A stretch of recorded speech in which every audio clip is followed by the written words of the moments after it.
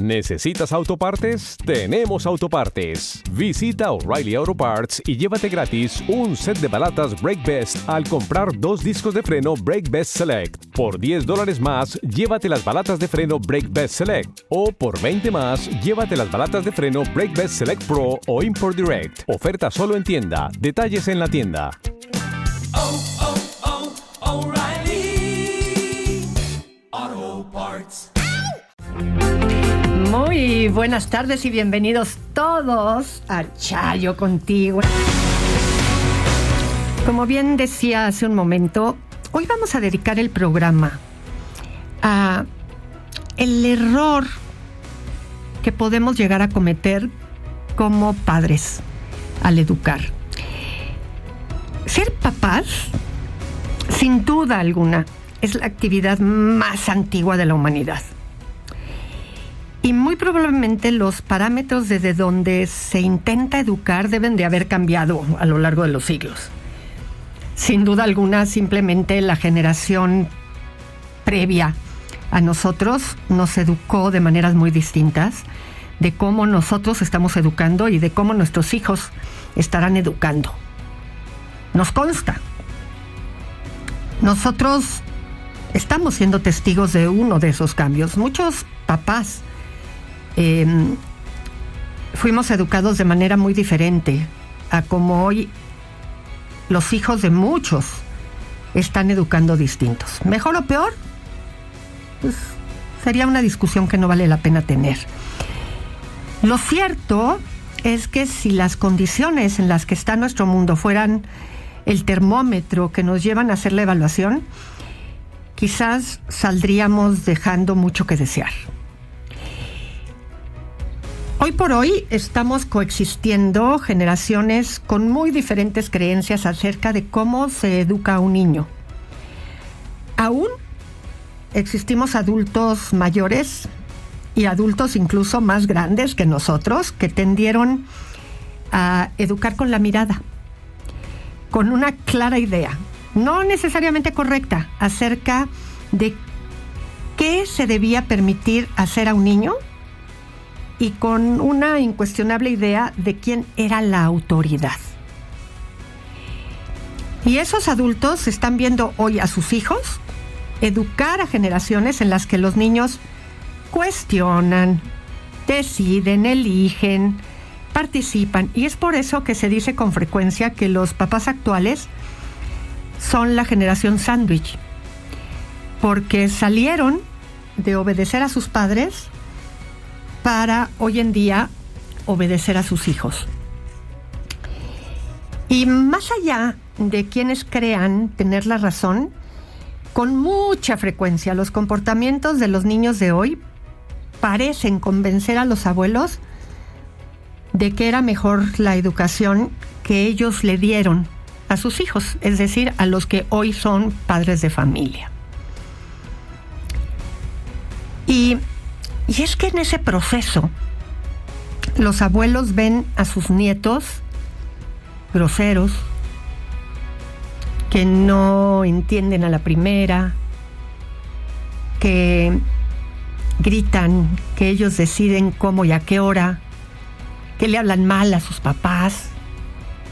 Y cuando ven esos comportamientos dicen que no le vas a dar una nalgada, ¿no? Que no le vas a pegar. Y en ese contexto parecería que los abuelos tienen razón. Sin embargo, también es cierto que hoy, cuando se trata de los nietos y los tienen que cuidar, ellos son los primeros que los consienten y que los papás dicen, es que mis papás no me dejan educar a mi hijo. Porque también es verdad que esos abuelos tienen esa idea de que mentir, no para tener que educar, porque ese papel ya pasó. Así es que se vuelve muy confuso todo este proceso. Y vamos a necesitar entender. Así es que quédate en este programa porque te va a ayudar a tratar de encontrar la manera en la que nos podemos acomodar frente a estas nuevas generaciones. Si tomamos en cuenta que todo lo que se trata de la formación de un ser humano por otro ser humano, no hay forma de que no nos equivoquemos. Eso no nos quita la responsabilidad de tratar de evitar el error. ¿Qué padre no se ha cuestionado qué sería lo correcto para hacer frente a una situación determinada con sus hijos? ¿Qué papá, mamá no piensa que se ha equivocado por lo menos alguna vez? Y la realidad es que la gran pregunta es, ¿cómo podemos incorporar el error como una herramienta educativa? ¿Qué podemos hacer para que si ya me equivoqué, pueda hacer de ese error algo que pueda servir? Para que no acabemos equivocándonos 2 veces. Con los papás que he trabajado a lo largo de mi vida profesional, siempre noto un deseo muy grande por querer evitar en sus hijos la sensación de malestar, pero a su vez un deseo de no equivocarse. Y en ese ínter se acaban paralizando. Dicen por ahí que uno provoca lo que teme.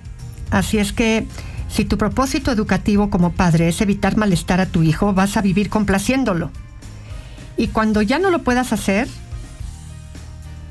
lo van a vivir con un nivel de dolor e incapacidad mayor a cualquiera de los malestares que tú le hubieras provocado si lo hubieras corregido. Así es que el problema no está en equivocarte, el problema real está en lo que tú haces con el error que cometiste. Hay que tratar de minimizar, como ya lo dije, el error. Pero también es verdad que así como tu hijo o a tu hijo le enseñan la capacidad para reparar y resarcir, tú también tienes que estar atento para hacer lo mismo cuando te equivocas. ¿Cómo minimizamos la posibilidad de que te equivoques? En lo que siempre insisto tanto: las reglas. Las reglas unifican y dictan qué hacer o cómo resolver una situación que se presenta. No importa de qué ánimo estás, si estás cansado, si estás estresado, si estás pasando por una crisis de vida, lo cierto es que la regla te da objetividad. Si tu hijo hizo determinada cosa, la regla te dice que procede. Hay reglas que son concretas, son específicas, los horarios para hacer determinadas actividades. Pero hay otras reglas que son conceptuales o filosóficas, como sería obedecer, respetar a los adultos, no mentir. Y como no todas las conductas inadecuadas las tenemos reglamentadas de manera explícita, en muchas ocasiones frente a una circunstancia en particular, te ves obligado a tomar una determinación en ese momento. Y esas son las que con frecuencia pueden dar lugar a errores de juicio. Y para eso hay 2 criterios de los que te voy a platicar que te pueden ayudar a minimizar lo más posible que te equivoques a la hora de tener que recurrir a esos juicios que de pronto tienes que ejecutar. Fíjense que estas 2 reglas de las que les hacía comentarios antes en el otro segmento, son importantes y hay que entenderlas bien, porque ayudan en el proceso educativo. Una de ellas es: más vale equivocarse que titubear. Cuando establecemos una consecuencia y después la consideras que no era para tanto, o que exageraste y decides retractarte, el mensaje que el niño recibe es que su conducta no fue equivocada, que el que se equivocó fuiste tú. Por lo que en lugar de ayudar, acabas entorpeciendo el proceso.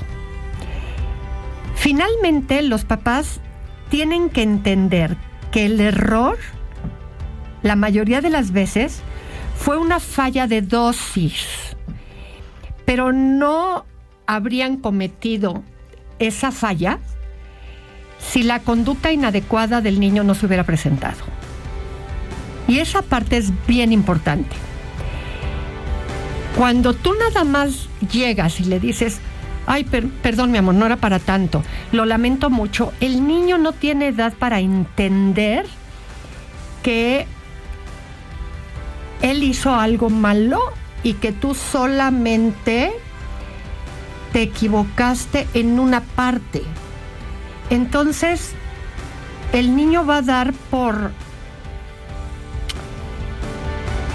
errónea solo tu parte y por lo tanto va a volver a cometer esa falta. Y eso se vuelve muy complejo para la mente de un niño. Ahí te estás equivocando 2 veces. No nada más te equivocaste en la dosis, sino que te estás equivocando en el mensaje que le enviaste. Y eso es un problema. Más adelante vamos a hablar de cuál es la forma correcta de hacerlo. Pero de entrada, quédate con esto. Muchas veces más vale equivocarte que titubear.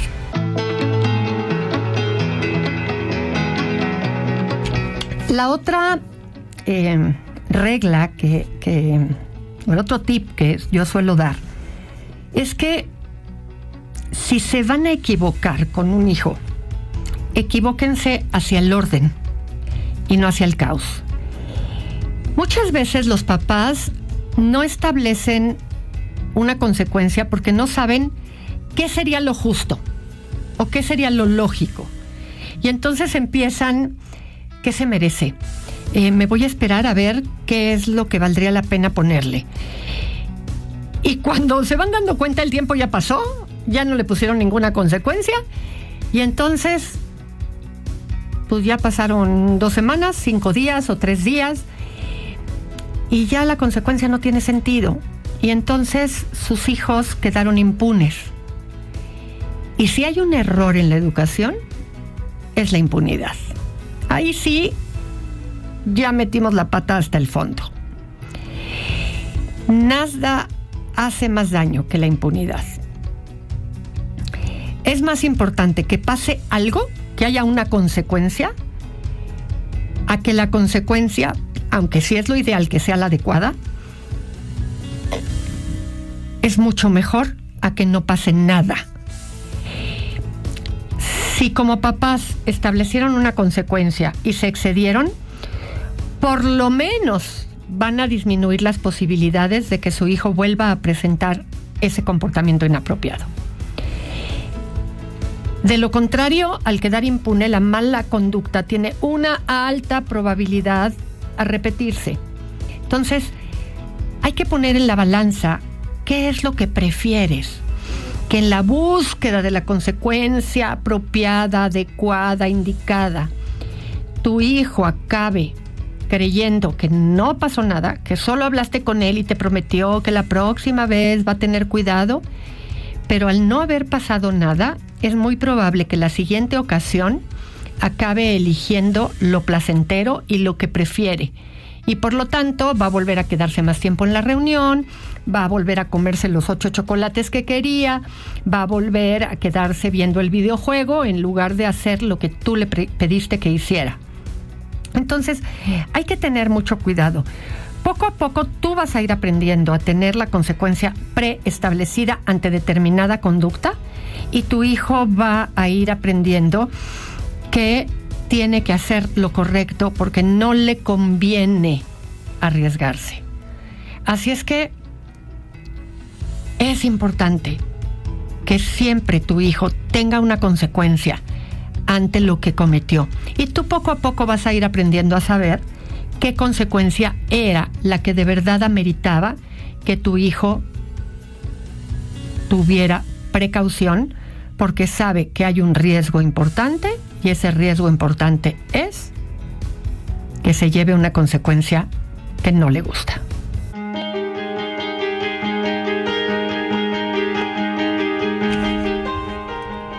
Fíjense que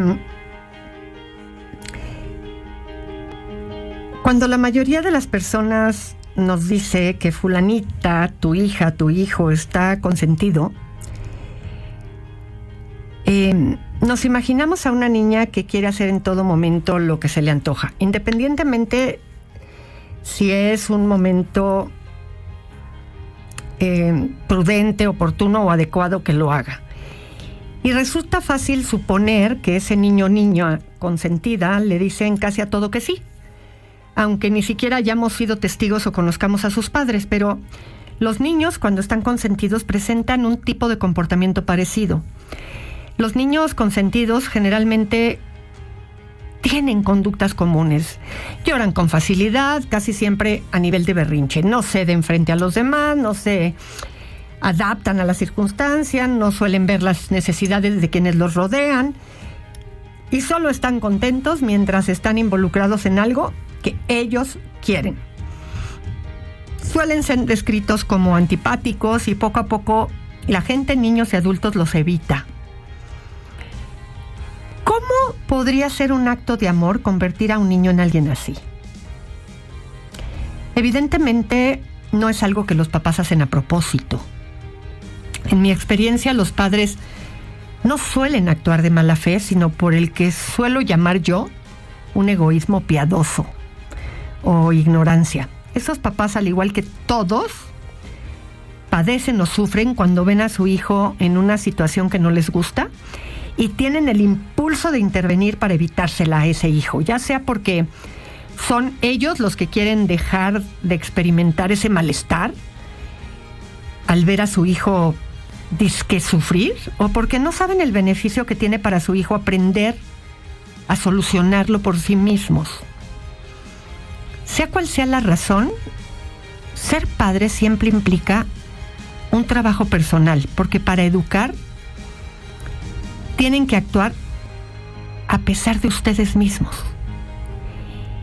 y a pesar de su hijo, y muchas veces decir que no y mantenerse ahí a pesar de ese malestar que se te genera ver a tu hijo en malestar es lo correcto, y eso genera mucho ruido porque está en tus manos sacar a tu hijo de ese malestar y el malestar de tu hijo te genera malestar, pero educar implica pasar por muchos momentos de esa manera y no está padre. Y solemos hablar mucho con frecuencia de padres e hijos como si eso implicara una sola interacción. Una parte de la relación que es llamada padres y la otra hijos. Pero la realidad es que los papás no son una sola unidad, ni los hijos otra unidad. Cada papá se relaciona con cada hijo de manera distinta y esto hace casi como una red, como telaraña. Si tienes 3 hijos, la relación de cada padre con cada hijo es diferente y la relación de cada hijo con cada hermano es distinta. Cada hijo nació en un momento diferente de tu vida personal. Cada hijo nace en un momento diferente de tu relación de pareja. Y por lo tanto va a mover cosas distintas en tu vida. Y dependiendo a quién se parece cada hijo, te va a generar una química diferente también. Te va a provocar mayor identificación un hijo que el otro. Y dependiendo de lo que cada hijo te mueve, vas a tener una tendencia distinta a relacionarte con cada uno de ellos. Así es que el remordimiento que te produce un hijo va a ser diferente a lo que te produce el otro cuando le dices que no, o cuando te equivocaste a la hora de educarlo. Así es que en ese proceso se van manejando diferentes reacciones en ti. Y si además de todo uno de tus hijos se parece más a tu cuñado o a tu suegra o a tu suegro, y ese suegra o suegro no te cae bien, bueno, ya te imaginarás todo lo que eso te mueve. Así es que hay que estar muy conscientes de lo que eso provoca, de lo que eso te genera y de qué tendencia a reaccionar te provoca cada hijo. Y bueno, el tema es muy largo, pero lo único que no quiero dejar de decir hoy es que la violencia no es un error. La violencia en la educación es una condena. Y bajo ninguna circunstancia, cuando haya violencia en la familia, lo podemos considerar, ¡ay, me equivoqué! Nunca. La violencia no es una alternativa en el proceso educativo de absolutamente nadie. Y con esto llegamos al final del programa de hoy. Nos escuchamos mañana nuevamente aquí. Yo soy Chayo Busquets, esto fue Chayo Contigo. Tengan una linda tarde, muy buen provecho y esperemos que las aguas nos den hoy un descanso para todos. Hasta mañana. Audiocentro.